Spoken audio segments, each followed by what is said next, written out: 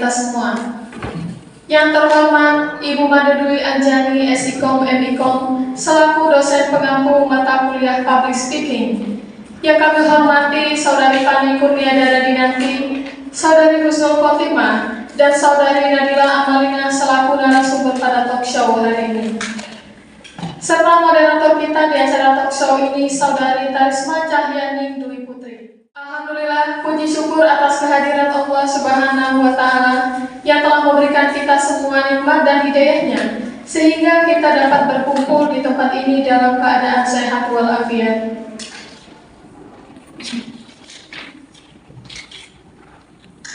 Sebelum mulai acara, perkenalkan saya Parizi Anggra Prameswari, selaku MC pada acara talk show hari ini yang mengusung tema kesehatan mental di lingkungan digital.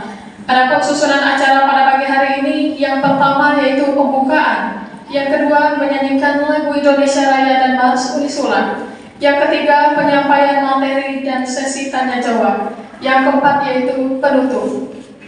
Memasuki acara yang pertama yaitu pembukaan. Marilah kita baca acara pada siang hari ini dengan bacaan basmalah. Bismillahirrahmanirrahim. Selanjutnya menyanyikan lagu Indonesia Raya dan Mars Unisula yang akan dipimpin oleh Nur Agustin Ambarsari. Hadirin dimohon berdiri. Hadirin dipersilakan untuk duduk kembali.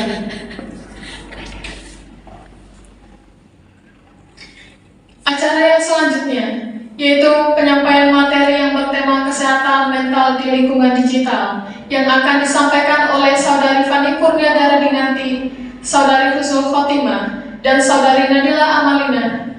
Untuk itu kami persilahkan. Assalamualaikum warahmatullahi wabarakatuh. Waalaikumsalam warahmatullahi wabarakatuh. Selamat pagi semuanya. Masih pada semangat kan ya? Semangat masih.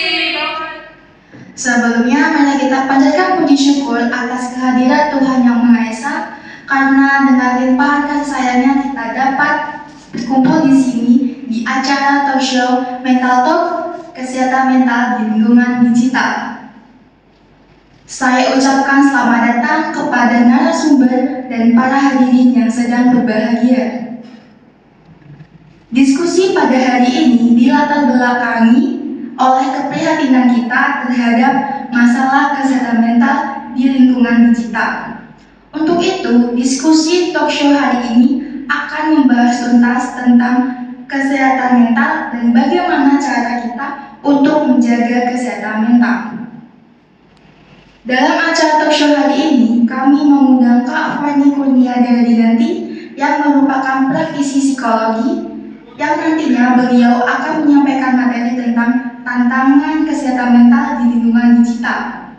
Dan ada Kak Nadila Amalina yang juga merupakan praktisi psikologi yang nantinya beliau akan menyampaikan materi tentang upaya menjaga kesehatan mental di lingkungan digital. Dan yang terakhir ada Kak Husnul Khotimah yang juga merupakan praktisi psikologi yang nantinya beliau akan menyampaikan materi tentang upaya menjaga kesehatan mental di lingkungan digital. Dan tidak lupa juga saya Tarisma Cahyaning Dwi Putri yang akan menjadi moderator hari ini yang akan memandu acara talk show pada pagi hari ini. Dan untuk mempersingkat waktu, mari kita sambut Kak Fani, Kak Nadila, dan Kak Husnul.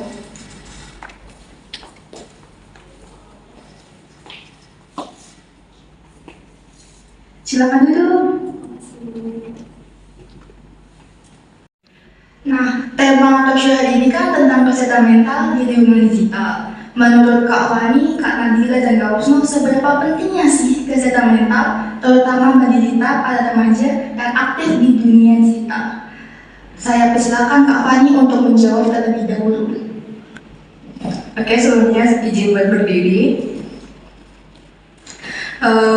Membahas mengenai mental ya, terutama di lingkungan digital ini. Seperti teman-teman yang tahu bahwa rata-rata zaman sekarang itu para remaja terutama pasti pada punya gadget, pada punya handphone, dan otomatis pasti pada punya sosial media ya, seperti itu. Nah banyak banget hal-hal yang perlu kita waspadai teman-teman.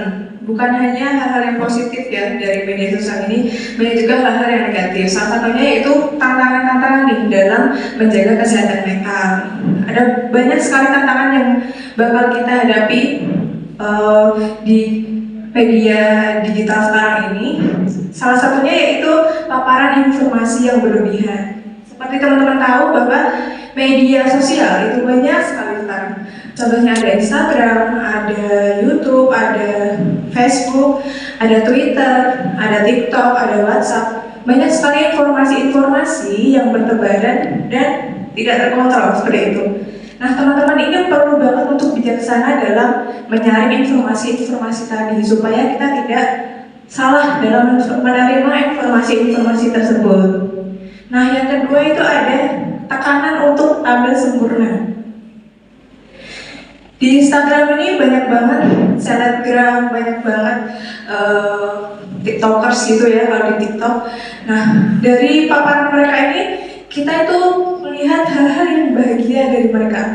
Mereka itu pada cantik-cantik, mereka pada putih-putih, pada bahagia-bahagia gitu. Jadi yang diposting itu hal-hal yang bagus-bagus gitu ya. Teman-teman tuh nggak tahu hal-hal itu tuh dibaliknya tuh banyak sekali perjuangannya. Nah, hal-hal tadi bisa menjadi tantangan buat kita, yaitu kita bisa merasa tertekan untuk menjadi tampil sempurna. Teman-teman perlu bijak untuk menyaring informasi seperti yang tadi, dan kita harus tahu bahwa tidak ada manusia yang sempurna di dunia ini, seperti itu.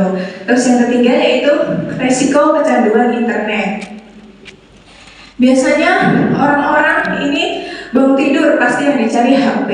Terus nanti mau makan, kalau nggak sambil nonton YouTube kayak kurang gitu. Terus yang ketiga, kalau mandi kalau nggak sambil dengerin musik, itu kayak ada yang kurang. Bahkan kalau mau tidur, itu pun juga yang terakhir dipegang itu pasti gadget seperti itu. Hal itu tuh sudah menjadi tanda-tanda bahwa kita itu kecanduan terhadap internet. Teman-teman perlu bijak untuk menggunakan internet seperti itu. Terus yang terakhir yaitu potensi isolasi sosial. Memang lingkungan digital itu membuat teman-teman merasa gimana ya? Sekarang tuh serba gampang kan. Jadi misalnya kalau teman-teman mau hubungin orang yang jauh seperti itu, bisa tinggal lewat VC atau lewat telepon seperti itu.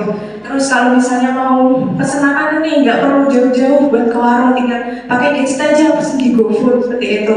Atau kalau nggak mau beli barang apa gitu, nggak perlu ke toko offline store-nya langsung.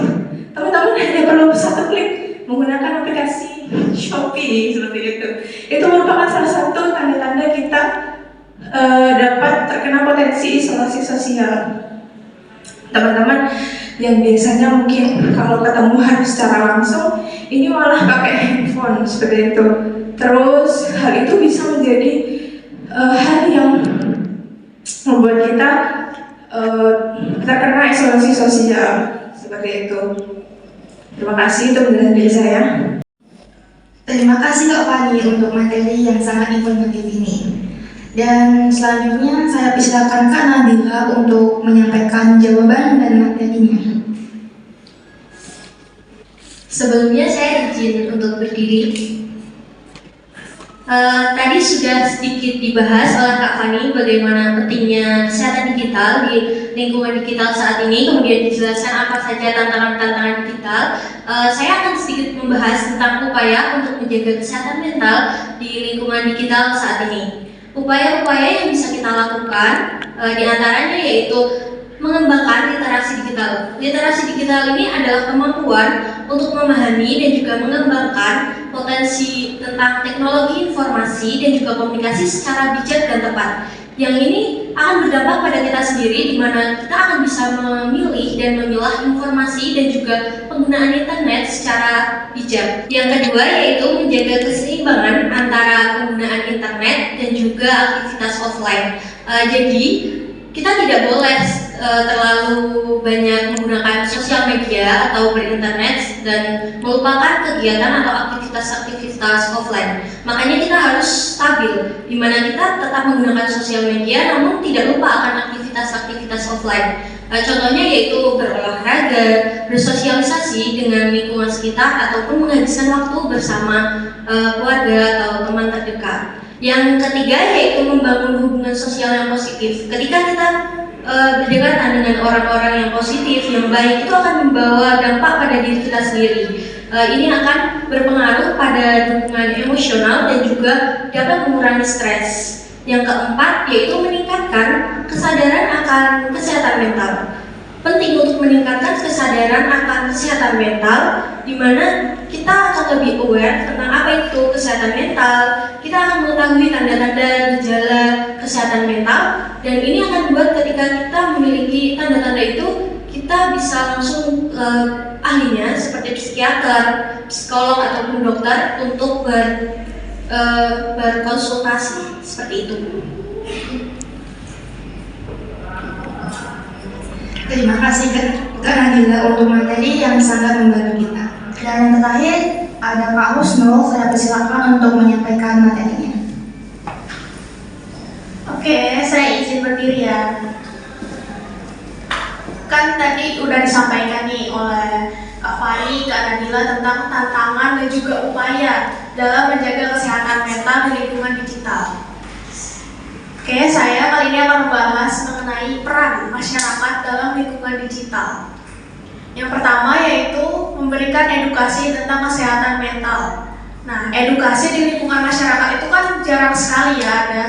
Nah, dari situ kita bisa mulai dengan memberikan edukasi kepada masyarakat di lingkungan sekitar untuk mengenai kesehatan mental dalam lingkungan. Yang kedua yaitu menciptakan lingkungan yang mendukung kesehatan mental. Lingkungan yang mendukung sangat penting bagi individu yang mengalami masalah mental, yaitu dengan menciptakan lingkungan yang nyaman dan aman.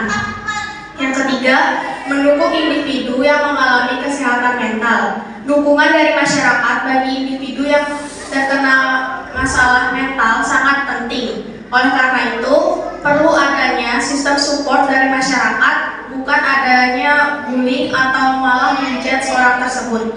Sekian dan terima kasih. Terima kasih Kak Husnul untuk materi yang sangat bermanfaat. Pemaparan tadi secara lengkap tadi sudah disampaikan oleh Kak Fani, Kak Nadila, dan Kak Husnul.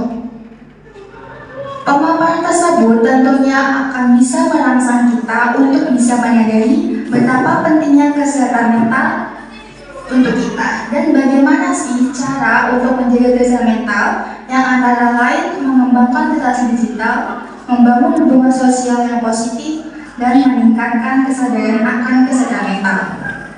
Selanjutnya kita akan memasuki sesi tanya jawab.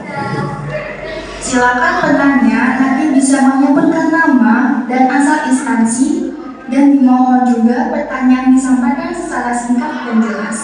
Untuk itu kami persilakan untuk yang mau bertanya. Oke, baik, itu kakaknya yang tunjuk tangan, saya persilakan untuk bertanya. Ya, terima kasih sebelumnya atas kesempatan yang telah diberikan kepada saya. Izinkan saya untuk memperkenalkan diri. Nama saya Sakira Nadia Paramita dari Universitas Indonesia. Pertanyaan yang saya berikan adalah, apakah ada batasan wajar dalam penggunaan media sosial? Cukup? Terima kasih untuk pertanyaannya, dan saya persilakan untuk pemateri yang ingin menjawab pertanyaan tersebut.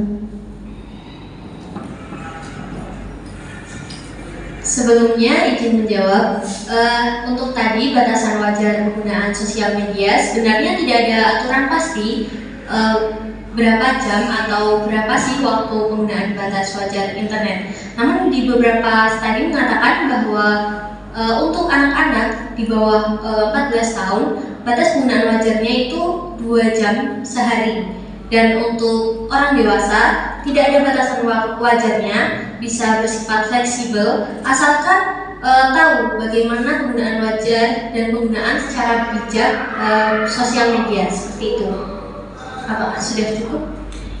Cukup? Terima kasih. Selanjutnya, apakah ada yang ingin bertanya?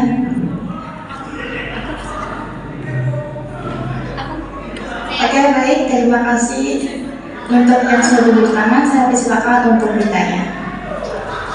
Perkenalkan, nama saya Siska Mulyawati. Saya dari Universitas Gadjah Mada ingin bertanya tentang bagaimana cara meningkatkan literasi kesehatan mental di masyarakat. Terima kasih untuk pertanyaannya dan saya persilakan untuk pemateri yang ingin menjawab. Baik, terima kasih atas pertanyaannya. Bagaimana sih cara meningkatkan literasi kesehatan mental di dalam lingkungan masyarakat? Banyak sekali yang dapat kita lakukan dalam meningkatkan literasi dalam lingkungan masyarakat, terutama di lingkungan digital. Yang pertama yaitu mengikuti webinar atau seminar yang dilaksanakan di dalam lingkungan masyarakat itu. Tujuannya untuk mengetahui tanda-tanda kesehatan mental atau gangguan mental. Yang kedua, menggunakan bahasa yang sopan dan berbicara yang baik kepada masyarakat. Hal tersebut bisa mengurangi gangguan mental di dalam lingkungan masyarakat. Yang ketiga, menghindari komentar negatif dan kata-kata yang menjudge orang lain. Itu saja kurang lebihnya seperti itu. Terima kasih. Karena kurangnya waktu, jadi untuk sesi tanya jawab saya persilakan untuk satu penanya lagi. Saya. Oke, baik, saya persilakan untuk bertanya. Terima kasih. Perkenalkan, nama saya Nur Agustin Ambarsari dari Universitas Ciputra. Pertanyaan saya, pada era Gak apa-apa, lanjut aja. Ciputra. Amin. S2. Amin. Oke. Tetangga. Binus. Udah ya. Perkenalkan, nama saya Nur Agustin Ambarsari dari Universitas Ciputra. Pertanyaan saya, pada era digital saat ini, banyak sekali paparan informasi yang beredar secara bebas. Pertanyaannya, bagaimana cara membedakan mana berita yang benar dan yang hoax? Terima kasih. Terima kasih untuk pertanyaan yang sangat bagus. Saya persilakan untuk pemateri yang ingin menjawab. Oke, izin menjawab untuk pertanyaan dari Mbak Astin. Bagaimana cara-cara atau tips kita supaya terhindar dari berita yang hoax? Yang pertama itu ada periksa dulu sumbernya, teman-teman. Biasanya banyak banget orang-orang yang asal baca aja tanpa melihat sumbernya dari mana. Apakah media itu termasuk media yang terpercaya atau tidak, seperti itu. Terus yang kedua yaitu ada cek tanggal publikasinya. Banyak sekali zaman sekarang hal-hal yang viral, tapi ternyata hal itu tuh udah terjadi dulu dan keungkap lagi. Tapi orang-orang tahunya tuh hal itu hal yang baru. Itu akibat dari kita tidak mengecek tanggal publikasi seperti itu. Terus yang ketiga yaitu waspada akan sensasionalisme atau biasanya kalau yang sekarang itu yang lagi viral-viral. Banyak banget orang yang salah paham karena hal yang viral-viral. Contohnya tuh kasus kalau teman-teman ingat waktu itu kasusnya Audrey. Waktu itu kalau nggak salah tuh Audrey tuh di media tuh awal-awalnya tuh dia adalah korban. Tapi ternyata karena itu viral, hal itu jadi terungkap ternyata dia bukan korban, malah dia itu pelaku. Contohnya seperti itu. Terus yang keempat itu ada baca lebih dari judulnya. Banyak banget orang-orang yang sekarang berita itu cuman baca judulnya. Seperti teman-teman tahu kan banyak pembuat media yang bikin judul tuh yang menarik-menarik tapi ternyata isinya nggak tahu, dan banyak orang yang asal baca judulnya aja, nggak baca isinya sampai akhir. Terus yang terakhir yaitu perhatikan foto dan videonya. Zaman sekarang udah canggih, banyak AI dan banyak teknologi seperti itu. Banyak sekali foto dan video yang diedit dan dipalsukan. Teman-teman harus bijak dalam menyaring atau melihat foto dan video yang dipalsukan itu. Kurang lebih seperti itu. Terima kasih untuk yang sudah bertanya. Berarti sangat penting ya untuk kita menjaga kesehatan mental. Nah, alhamdulillah rangkaian talk show Mental Talk Kesehatan Mental di lingkungan digital kali ini telah selesai. Semoga apa yang disampaikan oleh pemateri hari ini bisa bermanfaat sebagai pengetahuan dan kesadaran bagi kita semua dalam menjaga kesehatan mental di lingkungan digital. Kami ucapkan terima kasih banyak kepada Kak Fani, Kak Nadira, dan Kak Husnul, dan juga para hadirin yang sudah memeriahkan acara talk show kali ini. Demikian acara talk show Mental Talk Kesehatan Mental di Lingkungan Digital hari ini. Saya sebagai moderator memohon maaf jika ada kesalahan saat berlangsungnya diskusi. Selanjutnya saya kembalikan kepada MC hari ini. Terima kasih banyak. Wassalamualaikum warahmatullahi wabarakatuh. Waalaikumsalam warahmatullahi wabarakatuh. Terima kasih kepada para peserta yang telah menyimak materi dan turut aktif berpartisipasi terhadap apa yang telah disampaikan. Semoga memberikan manfaat bagi kita semua. Memasuki acara yang terakhir, yaitu acara penutup. Marilah kita tutup acara pada pagi hari ini dengan bacaan hamdalah secara bersama-sama. Alhamdulillahirabbil alamin. Mewakili seluruh panitia penyelenggara, kami mohon maaf apabila ada hal-hal dari kami yang kurang berkenaan. Saya selaku MC pamit undur diri. Terima kasih. Wassalamualaikum warahmatullahi wabarakatuh.